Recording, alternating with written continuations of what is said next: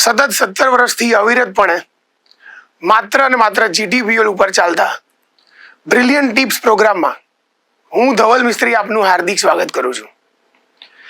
ધોરણ 10ના બોર્ડની એક્ઝામ આપનારા તમામ વિદ્યાર્થીઓ માટે એક મેથ્સ અને સાયન્સ એક્સપર્ટ તરીકે થોડીક એડવાઇસ આપવા માટે હું આવ્યો છું. તમને આઈએમપી પ્રશ્નો, મેથ્સ અને સાયન્સમાં કયા સૌથી વધારે દાખલા પૂછાય છે, કઈ થિયરીઓ અગત્યની કરવી, કયા ડાયાગ્રામ્સ દોરવા, આ બધાની સૂચના તમારા સ્કૂલના તેમજ ટ્યુશનના શિક્ષકો તરફથી ઓલરેડી ઘણીવાર મળી ચૂકી હશે. હું કંઈક અલગ વાત કરવા માટે આજે આવ્યો છું. મારે તમને કોઈ આઈએમપી નથી આપવા કે આ જ સવાલ એક્ઝામમાં આવશે, આને સૌથી વધારે વાર કરો, એવું મારે તમને નથી કહેવું. મારે એવું કહેવું છે કે પરીક્ષાના 15 કે 20 દિવસો બાકી હોય અને એના કરતાં પણ વધારે પરીક્ષાના આગલા દિવસે શું કરવું, એ બહુ વિદ્યાર્થીઓને મૂંઝવતો પ્રશ્ન છે. એના ઉપર મારે થોડું વધારે ગાઈડન્સ તમને આપવું છે. પરીક્ષાના 15 કે 20 દિવસ પહેલાં શું કરવું જોઈએ? તો તમે દરેક વિદ્યાર્થીઓએ સ્કૂલમાં કે અલગ અલગ કોચિંગ ક્લાસીસમાં ઘણી બધી એક્ઝામ 80 માર્કની, 50 માર્કની, 100 માર્કની ઘણી બધી સબ્જેક્ટ વાઇઝ એક્ઝામ આપી હશે. માનો કે તમારા 80માંથી એવરેજ 60 થી 65 માર્ક આવે છે. એનો મતલબ એ થયો કે તમે 15 માર્ક ક્યાંક ને ક્યાંક ગુમાવી રહ્યા છો. તો 15 કે 20 દિવસ પહેલા એવું કરાય કે જે 15-20 માર્ક તમે ગુમાવો છો તો એમાં તમારો વીક પોઈન્ટ કયો છે, એના ઉપર તમારે વધારે ફોકસ એમ્ફેસાઇઝ કરવું જોઈએ. જો તમે એ 20 માર્કની ભૂલને સુધારી દો તો હું નથી માનતો તમારા બોર્ડની એક્ઝામમાં 70 થી નીચે માર્ક આવે. 80માંથી 70-72 માર્ક કવર કરો એટલે તમારા 90% માર્ક થયા. જે તમે પહેલા 80%માં હતા, આ 20 માર્કની ભૂલને રેક્ટિફાઈ કરવાથી તમે આરામથી 90%ની કેટેગરીમાં પહોંચી જશો. તો વિદ્યાર્થી મિત્રો, સૌથી પહેલા એ કામ કરો કે આખા વર્ષ દરમિયાન તમે જે ફૂલ કોર્સ એક્ઝામ આપી છે, હું ચેપ્ટર વાઇઝ એક્ઝામની વાત નથી કરી રહ્યો, જે તમે ફૂલ કોર્સ એક્ઝામ આપી છે એમાં તમારી જે વારંવાર ભૂલો થાય છે એને સુધારવાનો પ્રયત્ન કરો. એ કરવાથી તમે જો 70%ની કેટેગરીમાં હશો તો આરામથી 80% સુધી પહોંચી જશો. જો 80-85%ની કેટેગરીમાં છો, આરામથી 90% ઉપર આવી જશે.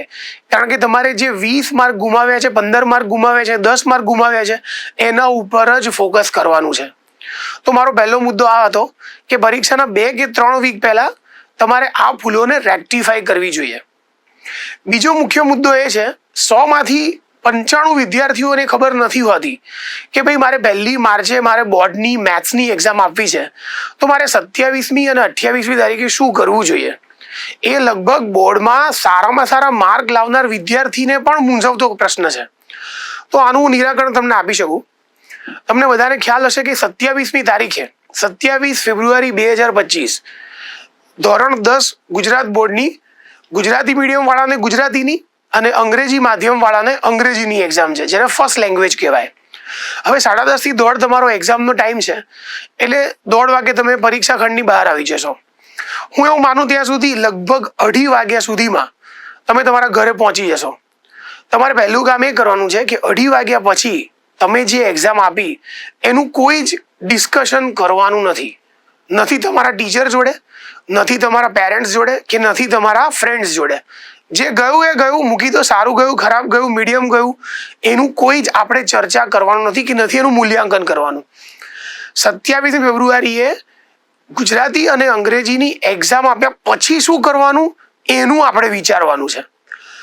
2:30 વાગે તમે ઘરે આવો, અડધો કલાકમાં તમારો લંચ પતાવી દો અને તમે 1 કલાક આરામ કરો.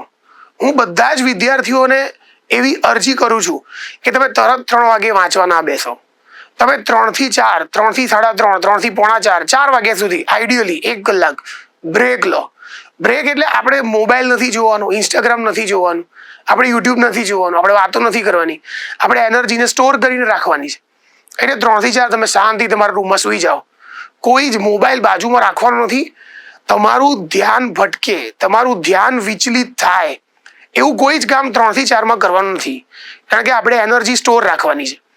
તો 3 થી 4 મારી ખાસ અરજ છે કે તમે આરામ કરો. 1 માર્ચે મેથ્સની એક્ઝામ છે, બેઝિક અને સ્ટાન્ડર્ડ બંને એક્ઝામ એકી સાથે છે. તો તમારે 4 વાગે મેથ્સમાં 4 વાગે તૈયારી ચાલુ કરવાની છે. 4 થી 7 3 કલાકના ટાઈમમાં ચેપ્ટર 1, ચેપ્ટર 2, ચેપ્ટર 14 આરામથી પતી જાય. એક કલાકમાં એક ચેપ્ટર પતી જાય આરામથી. 4 થી 7 3 ચેપ્ટર કમ્પ્લીટ કરો. 7 વાગે ઊભા થઈ જાઓ. 7 થી 7:30 તમારો ડિનર બ્રેક છે. અડધો કલાકમાં ડિનર પતાવી દો. ડિનર કરતા કરતા તમે ફોર્મ્યુલા પણ વાંચી શકો. જરૂરી નથી એવું કરું, જસ્ટ તમને એક ટીપ આપી મેં. 7:30 થી 10:30 ફરીથી 3 કલાક તમારો સેશન છે. ચેપ્ટર 3 છે linear equation in 2 variables. Chapter 4 છે ક્વોડ્રેટિક ઇક્વેશન.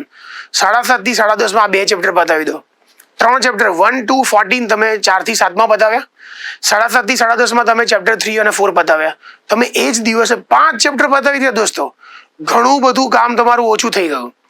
10:30 થી 11:45 15-20 મિનિટ બ્રેક લઈ લો અને 11:45 થી 12 થોડુંક વધારે જઈ રહ્યો છું પણ 12 વાગ્યા સુધી વાંચવું જોઈએ મારા હિસાબે. 11:45 થી 12 તમે સ્ટેટિસ્ટિક્સ બતાવો 13 ચેપ્ટર. તો 27મી ફેબ્રુઆરીએ તમે 6 ચેપ્ટરનું કામ બતાવ્યું.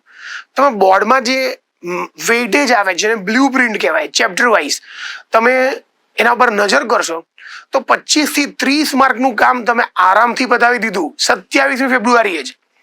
12 થી 6 એકદમ પીસફુલી ઊંઘવાનું છે આપણે. 6 કલાક આરામ કરો. 6 કલાકની ઊંઘ નેસેસરી છે. 3-4 કલાક ઊંઘશો બીજો દિવસ બગડશે. 12 થી 6 તમે ઊંઘી જાઓ. 6 વાગે ઊભા થઈ ગયા, 1 કલાકમાં રેડી થઈ જાઓ. સવારે 7 વાગે ફરી વાંચવાનું ચાલુ કરો. વાંચવાનું એટલે ફટાફટ તમારે ન્યુમેરિકલ્સ જોઈ લેવાના છે, ગણવાના નથી એ દિવસે. આખું વર્ષ ગણ્યું જ છે, ઇનફ છે. સવારે તમે એક હાર્ડ ચેપ્ટરથી ચાલુ કરો જે છે ટ્રિગોનોમેટ્રી. લગભગ 10માના બધા જ વિદ્યાર્થીઓને ટ્રિગોનોમેટ્રી થોડા ઘણા અંશે અઘરું લાગતું હશે. તો ટ્રિગોનોમેટ્રીથી ચાલુ કરો. ચેપ્ટર નંબર 8 અને ચેપ્ટર નંબર 9 બંને ટ્રિગોનોમેટ્રીના છે. 7 વાગે બેસો, 10 વાગ્યા સુધીમાં આરામથી બંને ચેપ્ટર પતી જશે. ટેક્સ્ટબુકની અંદરના એક્સરસાઇઝ, એક્ઝામ્પલ્સ બધા દાખલા પતાવી દો. 10 થી 10:30 તમારો લંચ બ્રેક લો. 10:30 થી 12:30 એરિયા વોલ્યુમ અને એરિયા રિલેટેડ સર્કલ એ બંને ચેપ્ટર તમે આરામથી 1 વાગ્યા સુધીમાં પતાવી શકો. 10:30 થી 1 તમે એરિયા વોલ્યુમ અને એરિયા રિલેટેડ સર્કલ 2 ચેપ્ટર પતાવો. 5 ચેપ્ટર આપણે પતાવ્યા આગલા દિવસે 27 ફેબ્રુઆરીએ અને 2 ચેપ્ટર સવારે 7 થી 10 પતાવ્યા. 10:30 થી 12:30 આપણે બીજા 2 ચેપ્ટર પતાવ્યા. 5 ને 2 7 ને 2 9 ચેપ્ટર તમારા પૂરા. હવે ખાલી 5 જ ચેપ્ટરનું કામ બાકી છે. 12:30 થી 1:45 15 મિનિટ બ્રેક લો. 1:45 થી 3:45 12:45 to 2:45 2 કલાકનો ટાઈમ છે. ચેપ્ટર નંબર 5 પતાવી દો. ચેપ્ટર નંબર 5નું વેઇટેજ સૌથી વધારે છે. 2 કલાક આપો, આરામથી ચેપ્ટર પતી જશે. 2:45 to 3 તમે break law. 3 to 4 or 3 to 5 2 કલાકનો ટાઈમ આપો ટ્રાયંગલ ચેપ્ટર માટે. ચેપ્ટર નંબર 6 આરામથી 2 કલાકમાં તમારું ટ્રાયંગલ ચેપ્ટર પતી જશે. 5 થી 5:15 બ્રેક લો. 5:15 થી 6:30 સુધી સમજો કે 75 મિનિટ્સ તમે આરામથી ચેપ્ટર નંબર 7 પતાવી શકશો. એટલે તમારા ટોટલ ચેપ્ટર 1 to 9 12 13 14 આટલા ચેપ્ટર પતી ગયા. 11 12 13 14 આટલા ચેપ્ટર પતી ગયા. ખાલી ચેપ્ટર નંબર 10 બાકી છે. 1 કલાક 1.5 કલાક ઇનફ છે. 6:30 થી 8 તમારું ચેપ્ટર નંબર 10 પતી જશે. આવી રીતે ટાઈમ મેનેજમેન્ટ કરવાથી તમે રાત્રે 8 વાગ્યા સુધીમાં માત્ર 2 દિવસમાં આખું મેથ્સ રિવાઇઝ કરી શકો. તો તમારો પ્રોબ્લેમ સોલ્વ થઈ ગયો. આવી રીતે તમે મેથ્સ રિવાઇઝ કરી શકો. હવે 8 વાગે તમારું ડિનર લઈ લો. 8 થી 8:30 ડિનર બ્રેક અને ડિનર બ્રેક પછી તમને જે અઘરા ચેપ્ટર્સ લાગે છે, દરેક વિદ્યાર્થીઓના અઘરા ચેપ્ટર અલગ અલગ હોઈ શકે. 8:30 થી 11:30 છેલ્લા 3 કલાક પાવર પેક રિવિઝન. બધા જ ફોર્મ્યુલા એકવાર જોઈ લો, બધા એક્ઝામ્પલ્સ જોઈ લો. તમને જે ચેપ્ટર અઘરું લાગે છે એનું ફરીથી રિવિઝન કરો. બસ 11:30 પછી આપણે કશું નથી કરવાનું. 1 માર્ચ મેથ્સની એક્ઝામનો દિવસ છે. ફરીથી 11:30 6:30 આરામથી ઊંઘ લો. પૂરતી ઊંઘ લો, નહીંતર એક્ઝામમાં હેરાનગતિ થશે. એક્ઝામમાં તમે પરફોર્મ નહીં કરી શકો જો ઊંઘ્યા પ્રોપર નહીં હોવ તો. 6:30 ફરી ઉઠી જાઓ. 7:30 સુધીમાં તૈયાર થઈ જાઓ. 7:30 થી 9 1.5 કલાક છે તમારી જોડે. ફરીથી ફોર્મ્યુલા વાંચો. ફરીથી કોઈ ચેપ્ટર અઘરું લાગે છે એનું રિવાઇઝ કરી લો. That's all. 9 વાગ્યા પછી કશું કરવાનું નથી. તમારા પોતાના ઉપર વિશ્વાસ રાખો. તમે જે કર્યું છે એમાંથી જ પેપર આવશે. 10:30 11 લાખ વિદ્યાર્થીઓ એક્ઝામ આપતા હોય ત્યારે એવું ક્યારેય ના વિચારો કે મને નહીં આવડે એવો પ્રશ્ન આવશે, બહુ અઘરું પેપર હશે, એવું કશું મનમાં ના રાખો. તમને જે આવડે છે એમાંથી જ પૂછવાના છે. રિઝલ્ટ સારું જ આવે છે બોર્ડનું. ઓછું આવવાનું ક્યારેય કોઈ ગવર્મેન્ટ ટ્રાય નહીં કરે. તમારા પર વિશ્વાસ રાખો અને તમે જે કર્યું છે એમાંથી જ પેપર આવશે. So wish you all the best and have a good luck. Thank you. નમસ્તે વિદ્યાર્થી મિત્રો, છેલ્લા 17 વર્ષથી ચાલતી બ્રિલિયન્ટ ટિપ્સ ગુજરાત ન્યૂઝ ચેનલમાં હું આપ સૌનું અશ્વિન પંચાલ હાર્દિક સ્વાગત કરું છું. વિદ્યાર્થીઓ, આપણે જોઈ રહ્યા છીએ કે હવે ધોરણ 10 અને 12ની પરીક્ષાઓ ખૂબ નજીક આવી રહી છે અને મગજમાં ઘણા બધા સવાલો રહેલા છે કે હવે થોડા સમયમાં આપણે કેવી રીતે તૈયારી કરવી. તો વિદ્યાર્થી મિત્રો, આજે આપણે એવી ચર્ચા કરીશું કે જેનાથી તમારા મનની અંદર જેટલા પણ સવાલો છે એ તમને થોડાક રિલેક્સ જેવા લાગશે. મારો વિષય છે ગુજરાતી અને એસએસ. તો વિદ્યાર્થી મિત્રો, આપણે જોઈએ કે આપણી પાસે ગુજરાતીની અંદર પેપર પેટર્નની વાત કરીએ તો સેક્શન ABCD દરેક સેક્શન 20-20 માર્ક્સનો હોય છે. પરંતુ આપણે લોકો જ્યારે શરૂઆતથી સમયનું પ્લાનિંગ નથી કરતા એટલે આપણા માટે કોઈ પણ સબ્જેક્ટ છે ને થોડો અઘરો થઈ પડતો હોય છે. તો આજે આપણે ગુજરાતીની સૌથી પહેલા વાત કરીએ. તો ગુજરાતીની અંદર આપણે જોઈએ કે 24 ચેપ્ટર છે, એમાં 12 પોયમ છે, 12 ચેપ્ટર છે.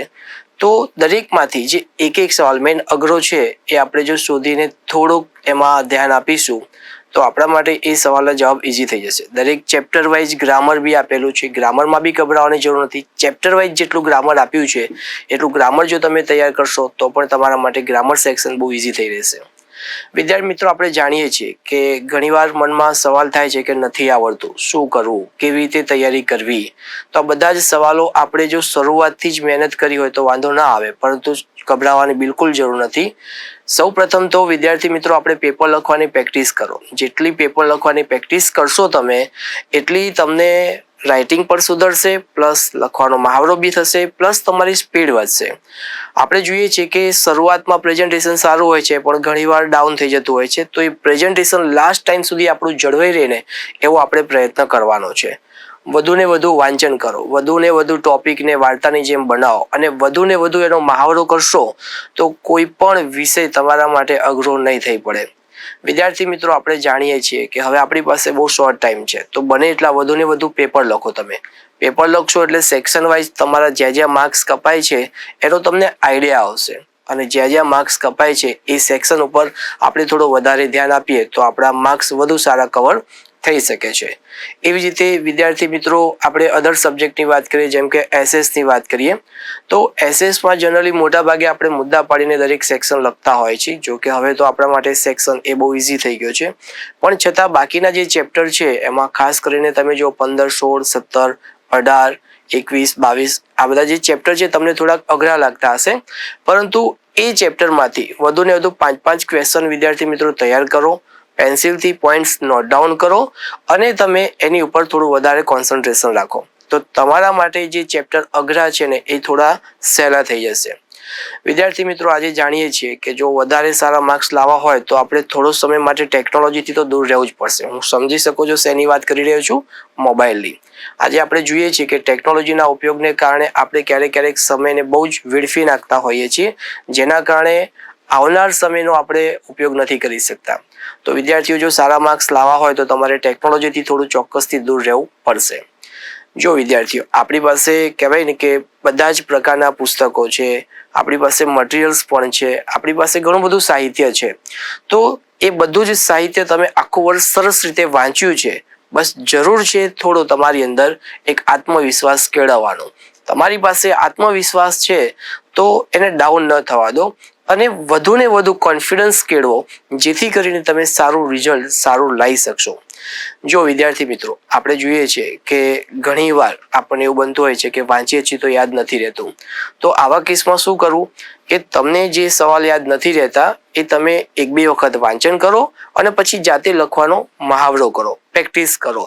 તો સ્વાભાવિક છે કે તમારી નાની જે ભૂલો છે એ તમારી પકડાશે. ખાસ કરીને ગુજરાતીમાં જોતા હોય છે જોડણી મિસ્ટેક વધારે પડતી થતી હોય છે વિદ્યાર્થીઓને. તો બને ત્યાં સુધી તમે લખવાની પ્રેક્ટિસ, લખવાનો મહાવરો કરશો એટલી જોડણી મિસ્ટેક ઓછી થશે. ખાસ કરીને સેક્શન D એટલે લેખન વિભાગની વાત કરીએ આપણે તો એમાં આપણે જોતા હોય છે કે સંક્ષેપીકરણ હોય છે, અહેવાલ લેખન હોય છે, વિચાર વિસ્તાર હોય છે, નિબંધ હોય છે. તો આ દરેક ટોપિકને તમે એક વખત શાંતિથી નિબંધની જે બુક હોય એમાંથી વાંચી લો, જેથી તમારા મૌલિક વિચારો કેળવાશે. તો તમે એ ટોપિકને આધારે પ્રેઝન્ટેશન કરી શકશો.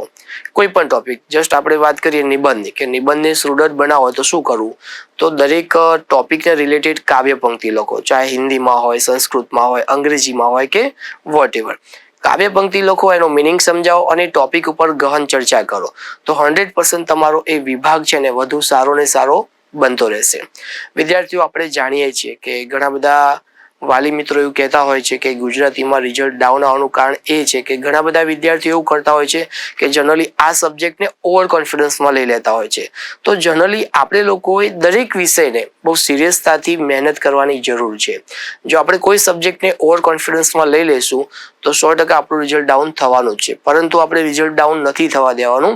આપણે સતત ને સતત બાકી રહેલો જે સમય છે એનું પ્લાનિંગ કરીને આપણે એ વિષયમાં ખૂબ સરસ મહેનત કરવાની છે. વિદ્યાર્થીઓ, આપણે જાણીએ છીએ કે હવે બહુ શોર્ટ ટાઈમ છે, તો દરેક સબ્જેક્ટના હજુ વધુ ને વધુ 2-2, 3-3 પેપર લખવાની પ્રેક્ટિસ કરો. 2-2, 3-3 પેપર લખશો એટલે એનાથી તમારી નાની નાની જે મિસ્ટેક છે એ સુધરશે અને એના ઉપર વધારે કોન્સન્ટ્રેશન કરો, જેથી તમે એ પેપરને સારી રીતે પ્રેઝન્ટ કરી શકો છો. આપણે જોઈએ છીએ કે ઘણા બધા પ્રશ્નો એવા અટપટા હોય છે કે યાદ નથી રહેતા, તો આપણે કંટાળીને છોડી દેતા હોય છે. તો વિદ્યાર્થીઓ, એને છોડવાની જરૂર નથી. એ જે અઘરો ટોપિક તમને લાગે છે ને એમાંથી તમે 5-7 એવા મેઇન પોઈન્ટ બહાર કાઢો કે જેના આધારે તમને યાદ બી રહી શકે અને તમે વધુ સારી રીતે એ પોઈન્ટ્સને પ્રેઝન્ટ કરી શકો છો. આપણે સૌ જાણીએ છીએ વિદ્યાર્થી મિત્રો કે પરીક્ષા જેમ જેમ નજીક આવે છે ને એમ આપણો કોન્ફિડન્સ સ્લો થતો હોય છે. તો ગભરાવાની બિલકુલ જરૂર નથી. જો તમે તમારી જાતને ખૂબ કોન્ફિડન્સથી સારી રીતે મહેનત કરશો તો આવનાર સમયમાં પરીક્ષામાં વધુ ને વધુ સારું પ્રેઝન્ટ તમે કરી શકશો. બાકી ડરવાની સહેજ પણ જરૂર નથી. વાત કરીએ કે સમયનું એક પ્લાનિંગ કરો, વાંચવાનું. જનરલી વિદ્યાર્થીઓ શું કરતા હોય છે કે અત્યારે આપણે રાતોની રાતો ખેંચી નાખતા હોય અને પરીક્ષા આવે ને ત્યારે જ આપણી તબિયત બગડતી હોય છે. તો વિદ્યાર્થીઓ, આ બધું કરવાની કંઈ જરૂર નથી. આપણે જો શરૂઆતથી જ એક પ્લાનિંગ પૂર્વક, હજુ તમારી પાસે સમય છે, જો તમે જો શરૂઆતથી હજુ સારું પ્લાનિંગ કરશો તો વધુ સારું પ્રેઝન્ટ કરી શકશો. નહીં તો શું થશે કે પરીક્ષા સમયે આખા વર્ષની જે મહેનત છે ને એ આપણી બગડશે. એ બગડે નહીં એ માટે અત્યારથી જો આપણે સમયનું આયોજન કરીશું તો ચોક્કસપણે આપણે સારું રિઝલ્ટ લાવી શકીશું. આપ સૌ જાણીએ છીએ કે ઘણા બધા વિદ્યાર્થીઓ વાંચે છે પણ ખાલી વાંચે છે. કોઈ પણ ટોપિકને સહેલો કરવો હોય ને તો એને 2 થી 3 વખત સતત વાંચવું પડે. ટોપિકને ઇઝી કરવો હોય તો એને સ્ટોરિકલી બનાવવો પડે. ટોપિકને ઇઝી કરવો હોય તો એનું સતત પઠન કરવું પડે. તો 100% આપણે જોતા હોઈએ છીએ કે એ રિઝલ્ટ આપણને મળતું હોય છે. પણ વિદ્યાર્થીઓ જનરલી શું કરતા હોય છે કે વાંચવા માટે વાંચી લેતા હોય છે અને પછી એનું સતત મનન નથી કરતા, એટલે એના કારણે એનો જે ટોપિક છે એ રહી જતો હોય છે.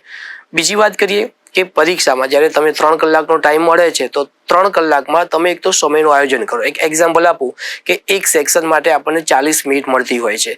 આપણે જો એક સેક્શનમાં 40 મિનિટના આયોજન પ્રમાણે નહીં ચાલીએ તો બાકીનો જે સેક્શન છે એ આપણે કમ્પ્લીટ નહીં કરી શકીએ. બેટર એ છે કે એ જ વસ્તુ જો અત્યારે આપણી પાસે ટાઈમ છે તો એ સેક્શન વાઇઝ આપણે જો પેપર લખવાની પ્રેક્ટિસ કરીશું તો 100% બોર્ડની અંદર તમે બધા સેક્શન એટેન્ડ કરી શકશો અને સારી રીતે પ્રેઝન્ટ કરી શકશો. એના માટે તમારી પાસે અત્યારે જે પણ સમય બચ્યો છે, દરેક વિષયના વધારે તો નથી કહેતો પણ 2 પેપર લખવાની જો તમે પ્રેક્ટિસ કરશો તો હું માનું ત્યાં સુધી તમે વધુ સારું રિઝલ્ટ કવર કરી શકશો. વિદ્યાર્થીઓ, આખા વર્ષ દરમિયાન આપણે ઘણી બધી એક્ઝામો આપી છે પણ ઘણા બધા વિદ્યાર્થીઓ શું કરતા હોય છે, અમુક વસ્તુને ઇગ્નોર કરતા હોય છે, અમુક વિદ્યાર્થી સિરિયસલી લેતા હોય છે. પણ જે એક્ઝામો તમે અત્યાર સુધી આપી છે અને અત્યાર સુધી જે ટોપિક તમને નથી આવડ્યા એ ટોપિક ઉપર થોડો વધારે ભાર મૂકો તો બાકી રહેલા જે ટોપિક છે એના ઉપર તમે સારી રીતે ન્યાય આપી શકશો. આપ સૌ જાણો છો વિદ્યાર્થી મિત્રો કે પરીક્ષા ખૂબ નજીક આવી રહી છે. નજીક એટલે દિવસો ક્યાં જશે એ ખબર નહીં પડે. તો પરીક્ષાની સાથે આપણે આપણી તબિયતનું પણ ધ્યાન રાખવાનું છે. આપણે સારી રીતે પરીક્ષા કવર કરી શકીએ એ માટે અત્યારથી જો પ્લાનિંગ પૂર્વક કરશો તો આવનાર સમયમાં વધુ સારું રિઝલ્ટ લાવી શકીશું. આશા રાખું છું કે મેં જે તમને સમજાવ્યું છે સારી રીતે તમે એને ફોલો કરશો. ધોરણ 10 અને 12 ના દરેક વિદ્યાર્થીઓને બોર્ડ એક્ઝામ માટે best of luck. Thank you so much. Hello my dear students, મારા પ્યારા વહાલા વિદ્યાર્થી મિત્રો, આજે તમે ઓલમોસ્ટ 1 મહિનાની દૂર ઊભા છો બોર્ડની પરીક્ષા માટે અને આ સમય એટલો ઇમ્પોર્ટન્ટ સમય છે તમારા માટે કે જે તમે વર્ષો મહેનત કરી સ્કૂલમાં, ચાહે 10thમાં કોઈ વિદ્યાર્થી હોય કે 12thમાં કોઈ વિદ્યાર્થી હોય, પણ હવે 1 મહિના તમારે પોતાને અને પોતાની મહેનતને પ્રૂવ કરવાનો સમય આવી ગયો છે. બોર્ડની પરીક્ષા આપણે એવી રીતે લેતા હોઈએ છીએ કે બસ હાશ પરીક્ષા પતી અને હવે મારી સ્કૂલ લાઈફ પતી. બટ ભૂલતા નહીં, બોર્ડની પરીક્ષા સ્કૂલ લાઈફનું અંત છે પણ તમારું કરિયરનું પ્રારંભ છે. એ તમારું કરિયર કેવું બનશે, તમે આગળ શું કરશો, એના માટે એ મોટી નીંવ છે. એટલે પરીક્ષાને જરા બી હળવામાં લેવાનું નહીં. અગર હું વાત કરું તો આજકાલની લાઈફમાં જે ડિસ્ટ્રેક્શન્સ છે, જે બધા સોશિયલ મીડિયા પર આપણે નાની નાની ઉંમરમાં એક્ટિવ થઈ જતા હોઈએ છીએ, એના કારણે આપણા ભણતર પર બહુ જ આડઅસર પડે છે. તો હું તમને બધાને આગ્રહ કરીશ કે 1 મહિના માટે જ્યારે તમે ભણવાના છો અને 15 દિવસ જ્યારે તમારી બોર્ડની પરીક્ષા ચાલવાની છે, ત્યારે પોતાને બધા જ સોશિયલ મીડિયાથી ડિસ્ટ્રેક્ટ કરી નાખો અને ખાલી એક જ દિશામાં એટ્રેક્ટ થઈ જાઓ, દેટ ઇઝ ભણવાનું. ભણતર સિવાય તમારે કંઈ જ જોવાનું નથી.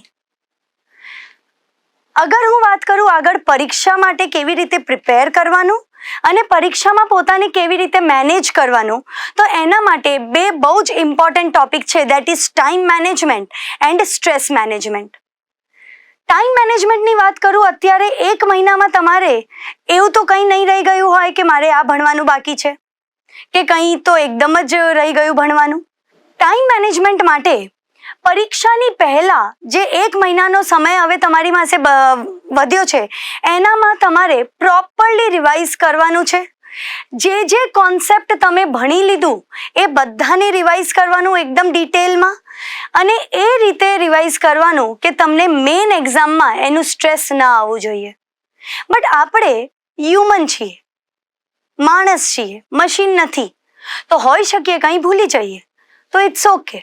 પોતાના પર ભરોસો રાખવાનું અને એ સ્ટ્રેસ પર પોતાને કાબુ રાખવાનું આવડત આપણામાં હોવી જોઈએ.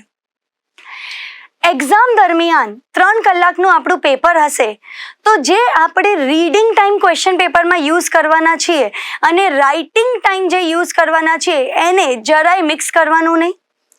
તમે જેટલું સારી રીતે ક્વેશ્ચન પેપર રીડ કરીને ચોઇસ કરશો કે મારે આ ક્વેશ્ચન્સ લખવાના છે ઓપ્શનમાંથી, એ ડિસાઈડ કરશે કે તમારા નેક્સ્ટ 3 કલાક કેવા રહેવાના છીએ. એ 3 કલાકમાં કંઈ આવડે કે કંઈ ના આવડે, ફોર એની રીઝન, બટ તમે એ યાદ રાખજો કે આપણે હાર માનવા માટે ત્યાં 3 કલાક નથી બેઠા. આપણે ગમે તેમ કરીને એ 3 કલાકમાં એકદમ હિંમતથી પેપર લખવાનું છે અને સ્ટ્રેસને પ્રોપરલી મેનેજ કરવાનું છે. નેક્સ્ટ પેપરમાં જ્યારે તમે આજે તમે એક એક્ઝામ આપીને કાલે નેક્સ્ટ પેપરનું પ્રિપેર કરશો, તો આજે જે બી એક્ઝામમાં ભૂલ થઈ એ આપણે કંઈ જ વિચારવાનું નથી. હા, બટ સારો સ્ટુડન્ટ એ જે આજની ભૂલ કાલે રિપીટ ના કરે. તો આજે તમારાથી કંઈ ભૂલ થઈ જાય તો કાલે એ રિપીટ ના થાય એવું ખાલી ધ્યાન રાખજો. પોતાના પર અને પોતાની મહેનત પર ભરોસો એટલો કરજો કે જો તમારા મા બાપ, આપણા પેરેન્ટ્સ તમને એવું કહી દે કે બેટા તે તારી મહેનત બહુ સરખી રીતે કરી લીધી છે, હવે આગળ જે થાય એ સ્વીકાર છે, ત્યારે તમારી મહેનત સફળ કહેવાય. અને બહુ આમ શો ઓફ નથી કરવાનું આપણે કે મેં આટલું વાંચી લીધું, મેં એટલું ભણી લીધું, મારું 4 વાર રિવાઇઝ થઈ ગયું. નહીં, તમે સાંભળ્યું જ હશે, મહેનત ઇતની ખામોશી સે કરો કે સફળતા શોર મચા દે. તો બસ અત્યારે તમારો સમય આવી ગયો છે જ્યારે અંડરગ્રાઉન્ડ થઈ જવાનું છે અને સતત મહેનત કરતા રહેવાનું અને આપણું રિઝલ્ટ આપણા માટે લોકોના મોઢા પર અને આપણા મનમાં ખુશી લાવશે. લાસ્ટ પોઈન્ટ કે આપણે જે બી અત્યારે રીડ કરીએ છીએ, ભણીએ છીએ, એ આપણે ટેક્સ્ટબુક એટલે કે આપણી પાઠ્યપુસ્તકને મેઇન ફોકસમાં રાખીને કરવાનું રહેશે. ક્યારેય બી તમે ટેક્સ્ટબુકને ઇગ્નોર કરીને ગમે તેટલા અલગ પબ્લિકેશન કે અલગ એક્સ્ટ્રા મટીરિયલ કરી લો પણ તમને સક્સેસ નહીં મળે. તો બેઝ આપણું રહેશે ટેક્સ્ટબુક, અને એ બેઝનું સારી રીતે આપણું પ્રિપેરેશન થયું કે ના થયું એના માટે તમારે ચેક કરવા માટે પેપર પ્રેક્ટિસ કરવું બહુ જરૂરી છે. સેટ પેપર્સ મળતા જ હોય છે, આપણે પોતે સેટ કરી શકીએ છીએ અને એ પેપર પ્રેક્ટિસ કરીને પોતાની સ્પીડ વધારવાની છે. Writing practice, handwriting, time management, આ બધી વસ્તુઓ આપણે પેપર પ્રેક્ટિસ કરીને જવાનું છે. ત્યાં મેઇન 3 કલાકમાં આવું કરવાનું નથી. અને જે બી તમે અત્યારે ભણી રહ્યા છો એમાં તમારે એ મહત્વનું રહેશે કે તમે એ વસ્તુ કેવી રીતે એક્ઝામની જસ્ટ પહેલા રિવાઇઝ કરો છો. તો જ્યારે બી અત્યારે તમે ભણો છો ત્યારે જે બી તમારા ડિફિકલ્ટ ક્વેશ્ચન્સ હોય કે ડિફિકલ્ટ કોન્સેપ્ટ જે તમને લાગતા હોય એના પર માર્ક કરી દેવાનું, એને હાઇલાઇટ કરી દેવાનું અને મેઇન એક્ઝામની પહેલા એ ક્વેશ્ચન્સ, એ પ્રશ્ન, એ કોન્સેપ્ટની ખાસ નોંધ લેવા વિનંતી. બાકી તમે આખું વર્ષ કાઢ્યું છે ભણવામાં, આટલા વર્ષોથી ભણો છો તમે, તો જીત તમારી જ થવાની છે. બોર્ડમાં રિઝલ્ટ તમારું સારું આવે એવી મારી મનોકામના છે. All the very best my students.